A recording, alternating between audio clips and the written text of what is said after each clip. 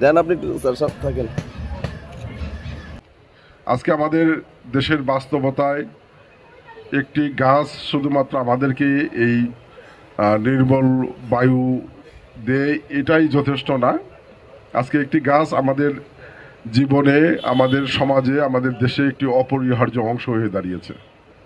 বিশেষ করে জলবায়ু পরিবর্তনের যে বিরূপ প্রভাব, এই প্রভাব কিন্তু আমরা এখন অনেকেই লক্ষ্য করছি। গ্রাম অঞ্চলে থেকে শুরু করে সারা দেশেই এখন আসলে আমরা একসময় ছোটবেলা পুস্তকে পড়েছি যে 6 ঋতুর দেশ। এখন কিন্তু আসলে কোনো ঋতুর সুনির্দিষ্ট সময় সীমা নাই। এই যে বিরূপ প্রভাব, এই বিরূপ প্রভাব থেকে মুক্ত হওয়ার ক্ষেত্রে আমাদের একটি বড় সবচেয়ে কার্যকরী পদ্ধতি হচ্ছে এই বৃক্ষরোপণ করা।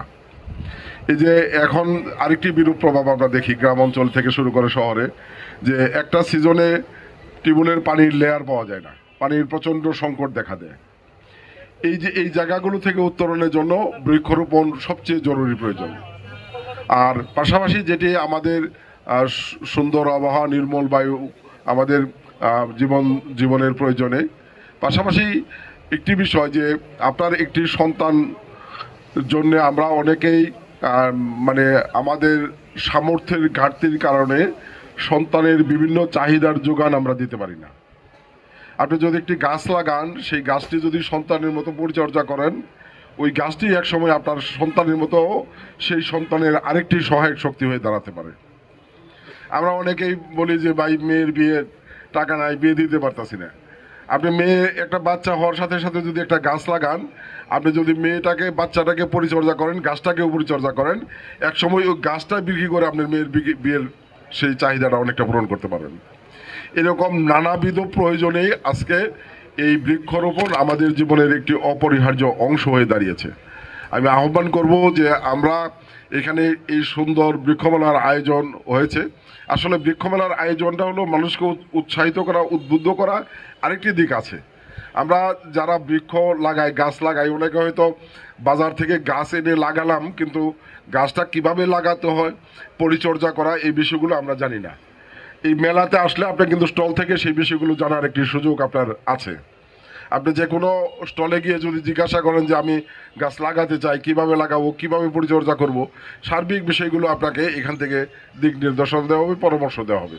কাজে আমি মনে করি যে এই মেলার ব্যাপারে আরও আমাদের প্রচারণা বাড়ানো দরকার।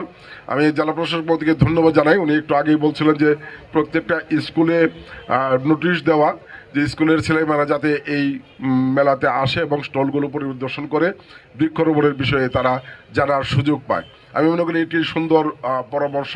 এই বিষয়টি কার্যকরী পদক্ষেপ নেওয়ার আহ্বান জানাচ্ছি। আর আরেকটি বিষয় আমি আপনি জেলা প্রশাসক মহোদয়কে অনুরোধ করব, যেটি নার্সারি সমিতির সভাপতি মহোদয় এখানে আবেদন করেছেন যে মেলাটি 7 দিনের জায়গায় যদি আরেকটু বাড়ানো যায়, 10 দিন করা যায়। এটা আসলে যত প্রচারণা বাড়বে, মানুষ যত বেশি এইখানে আসবে, আমাদের লক্ষ্য তত বেশি বাস্তবায়নের সুযোগ তৈরি হবে।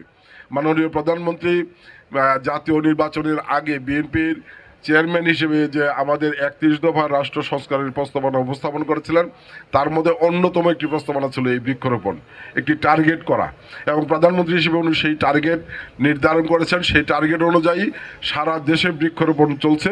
আসুন আমরা আমাদের প্রয়োজনে, আমাদের পরিবারের প্রয়োজনে, আমাদের সমাজের প্রয়োজনে, আমাদের দেশের প্রয়োজনে আমরা বৃক্ষরোপণ ব্যাপকভাবে কার্যক্রম করি। আসলে এখন মফস্বলে, গ্রাম অঞ্চলে গেলে তো কিন্তু এখন এই যে আমাদের দেশি ফলের গাছ কিন্তু নাই, অধিকাংশ বাড়িতেই নাই, যে কারণে আসলে ফল কেনার উপর আমাদেরকে নির্ভরশীল থাকতে হয়। কিন্তু আমার কাছে মনে হয় যে এমন কোনো বাড়ি নাই যে লোকটা আমার ধারণা ভিক্ষা করে খায়, ওর বাড়িতেও গাছ লাগানোর একটু জায়গা আছে। তা আমরা যদি তাদেরকে উৎসাহিত করি যে তার আঙ্গিনায় একটি ফলজ বৃক্ষ অথবা কাঠ গাছ লাগানো, সেটিও একটি ওই পরিবারের জন্য সহায় শক্তি হয়ে দাঁড়াতে পারে। কাজে এই সব দিক থেকে আমরা মনে করি যে এই মেলাটি আমাদের জন্য অত্যন্ত গুরুত্বপূর্ণ। আজকের এই আয়োজন করার জন্য জেলা প্রশাসন এবং বন বিভাগকে আমি আন্তরিকভাবে ধন্যবাদ জানাচ্ছি। আমি আহ্বান করব যে এটির প্রচারণা আরও বাড়ানোর জন্য এখানে বৃক্ষরোপণের ব্যাপারে সার্বিক দিক নির্দেশনাগুলো যাতে জামালপুরের মানুষ যথাযথভাবে পায়, সেই ব্যাপারে প্রয়োজনীয় কার্যকরী পদক্ষেপ নেওয়ার উদাত্ত আহ্বান জানিয়ে আবারও এই মেলা আয়োজনের জন্য ধন্যবাদ জানিয়ে যারা উপস্থিত হয়েছেন সকলের প্রতি ধন্যবাদ জ্ঞাপন করে আমার বক্তব্য শেষ করছি। সবাইকে ধন্যবাদ। আসসালামু আলাইকুম। আমরা জানি এখন বর্ষাকাল চলছে, গাছ লাগানোর সবচেয়ে উপযুক্ত সময়। আমাদের যে ক্ষমতাসীন বর্তমান সরকার আছে, সেই সরকারেরও অন্যতম একটি এজেন্ডা হলো পরিবেশের উন্নয়ন। সে লক্ষ্যে আপনারা দেখেছেন যে ইতোমধ্যে বিভিন্ন কার্যক্রম গ্রহণ করেছে। সেটার মধ্যে আছে যেমন খাল খনন কর্মসূচি যেমন রয়েছে, তেমন রয়েছে বৃক্ষরোপণ কর্মসূচি। আমরা দেখেছি যে আমাদের জামালপুর জেলায় 5টি খাল অলরেডি খনন হয়েছে, আরও 120 থেকে 30টি খালের তালিকা আমরা অচিরেই প্রেরণ করতে যাচ্ছি। প্লাস হচ্ছে 5 বছরে 25 কোটি বৃক্ষরোপণের একটি পরিকল্পনা বর্তমান সরকারের রয়েছে এবং সেই কার্যক্রমটি সোৎসাহে আমরা এখানে আরম্ভ করেছি আমাদের। তো আমরা আশা করি বৃক্ষরোপণের মাধ্যমেও আমরা এই ধরনের একটি 2-4 বছর পরে যে বাংলাদেশের তাপমাত্রা কমছে অথবা বাংলাদেশের পরিবেশের গুণগত মান উন্নত হচ্ছে বৃক্ষরোপণের কারণে, আমরা আশা করব যে এই মেলাটির সার্বিক নিরাপত্তায় জেলা পুলিশ এবং জেলা আনসার বাহিনীর যে সমস্ত সদস্যগণ ডেপ্লয় থাকবেন, আমাদের যারা নার্সারি মালিক আছে তাদের জন্য সর্বোত্তম স্বার্থ রক্ষা হয় সেই বিষয়ে সজাগ থেকে কাজটা করতে হবে। শিক্ষা অফিসার যে 2 জন আছেন আমরা তাদেরকে অনুরোধ জানিয়েছি, প্লাস আমরা স্কুল কলেজগুলোতে ফোন দিব যে 7 দিন ব্যাপী এই মেলাটা চলছে। আমরা পরবর্তী বর্ধিতকরণের বিষয়ে জেলা পুলিশ বন বিভাগ এর সাথে আলাপক্রমে আমরা এটা বিষয়ে সিদ্ধান্ত গ্রহণ করব। ইতিবাচক সিদ্ধান্ত গ্রহণ করার পরিকল্পনা আমাদের আছে, মাননীয় এমপি মহোদয় আমাদেরকে বলেছেন। তা আমরা কথা আর বাড়াইতে চাই না, আমরা শুধু সকলের কাছে একটা অনুরোধ করে যেতে চাই, এই বর্ষায় আমরা যেন কেউ গাছ লাগানো থেকে বিরত না থাকি। আমরা শাকসবজির বাগান করে থাকি, কিন্তু এরও পাশাপাশি আমরা যেন একটি ফলজ গাছ, একটি ঔষধি গাছ এবং একটি বনজ গাছ যেন আমরা আমাদের আঙ্গিনায় অথবা রাস্তায় হলেও লাগাই, যেটা আমরা দেখতে পাই যে অনেক সময় রাস্তার পাশে ফলগুলা যারা পথচারী বা পাখি বা পশু পাখির কাজে লাগে, সেই চিন্তা করে বৃক্ষরোপণ মেলা যেটা আসলে প্রতি বছর হয় এবং এখানে যে আমরা নানা ধরনের নার্সারিগুলো আসেন এবং বিভিন্ন গাছপালা এবং এটা যে কেনার একটা সুযোগ পাওয়া যায়, এটা আসলে না আসলে মিস করবে সবাই। আর গাছ কেনার গুরুত্বটা তো আসলে বলে বোঝানোর সবাই আমরা জানি। আমরা যে আসলে শ্বাস প্রশ্বাস নিচ্ছি, আমরা যে অক্সিজেনটা নিচ্ছি, কার্বন ডাইঅক্সাইডটা ত্যাগ করছি, এটা আমরা সবাই জানি। এটা আসলে আমাদের গাছের মাধ্যমেই হয়ে থাকে। পাশাপাশি আমাদের যে পরিবেশ দূষণ, সেগুলোতেও গাছপালাই ভূমিকা পালন করে এই পরিবেশ দূষণগুলোকে শোষণ করতে। এবং আমি যে অ্যাজ এ ডক্টর মেডিকেলের ইয়াতে আসলে বিভিন্ন ওষুধও আমরা কিন্তু বিভিন্ন ওষুধি গাছের মাধ্যমেই পেয়ে থাকি। তো এখানে যারা আছেন আমি সবাইকে অনুরোধ করব, আমরা যারা আজকের প্রোগ্রামে উপবিষ্ট হয়েছি আমরা যেন অন্তত একটি করে হলেও গাছ কিনি এবং শুধু আমরা নিজেরাই না, আমাদের পরিবারের পক্ষ থেকেও আমরা যেন গাছ রোপণ করি, পরিবেশকে বাঁচাই এবং আমাদের বাংলাদেশকে এগিয়ে নিয়ে যাই। আপনারা সবাই জানেন যে একটি দেশে প্রাকৃতিক ভারসাম্য রক্ষার জন্য অ্যাটলিস্ট 25% বনভূমি থাকা দরকার। বাংলাদেশে মাত্র আমার জানা মতে 15 থেকে 16% বনভূমি রয়েছে।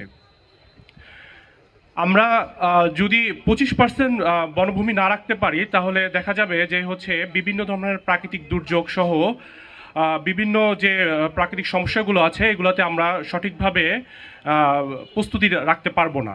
তো এই 25% যেহেতু আমাদের দেশের আয়তন খুবই কম এবং জনসংখ্যা অনেক বেশি, 25% বনভূমি করা আসলে এখন আর ফিজিবল না। কিন্তু আমরা কি করতে পারি যে ট্রি কাভার, মানে বৃক্ষ থাকবে, বনভূমি না থাকুক, অ্যাটলিস্ট সব জায়গায় গাছ থাকবে, বিভিন্ন রকমের গাছ থাকবে এবং এইটার পরিমাণ 25% অ্যাটলিস্ট আমরা করতে পারি। এখন বাংলাদেশে হয়তো আমার জানা মতে 23 থেকে 24% ট্রি কাভার আছে, কিন্তু এটাকে চাইলে আরও বেশি করা সম্ভব। চায়নায় গ্রেট ওয়াল ইনিশিয়েটিভ নামে একটা ইনিশিয়েটিভ আছে, সেখানে তারা গোবি মরুভূমি, তাকলাকামান মরুভূমি, এই মরুভূমিগুলো যাতে আরও বিস্তার লাভ না করতে পারে এই জন্য তারা সরকারিভাবে উদ্যোগ গ্রহণ করেছে যাতে এই বিস্তার রোধ করা যায়। তারা 1978 থেকে 2050 সাল পর্যন্ত একটা কর্মসূচি নিয়েছে। সেই কর্মসূচিতে এখন পর্যন্ত 3 লক্ষ বর্গ কিলোমিটার জমি মরুভূমিতে তারা বনভূমি তৈরি করতে পেরেছে আর কি। মানে